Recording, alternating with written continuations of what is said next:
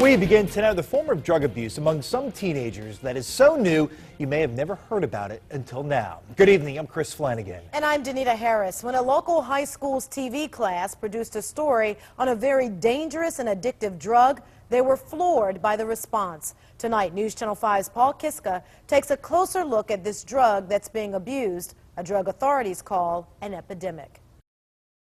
This year, 4 students at Steele were suspended for possession of opana. Students in the TV news class at Amherst Marion Steele High School say they did a report on opana after seeing some of their friends become addicted to the painkiller, a narcotic 7 times stronger than morphine that addicts steal from a family member's prescription or buy from someone. Authorities say users risk a deadly high by crushing and snorting opana. Our survey estimates that 3 students in every classroom watching this story have used opana. When Amherst High School posted their story, their teacher, Mark Lowry, was just overwhelmed by the response. Thousands of hits on their web story. Then other schools like Vermillion High School started posting the story on their website, being proactive to educate students and parents. I don't think this is an Amherst problem by any stretch of the imagination, but I do think it's a problem that's starting underground that a lot of districts and a lot of parents and a lot of teachers and educators just don't know about. We just happen to be one of the first that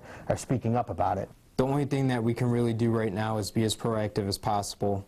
We have weekly searches from random searches from the K-9 unit here in Vermillion. If you hear kids talking about pandas or panda bears or going to the zoo or see stickers on their folders of panda bears, it's an indicator that maybe that they are into it. A drug counselor told the student reporters that in just the last 2 months, 90% of her patients are young people addicted to opana. Opana is definitely on the rise. Amherst High School senior Jalea Neely helped put the hard-hitting story together and says it's opening a lot of eyes. Doing this story, like, you can't ignore it anymore. Like, opana is here and it's staying unless we do something about it. That's our look at the drug opana. In Amherst, Paul Kiska, News Channel 5.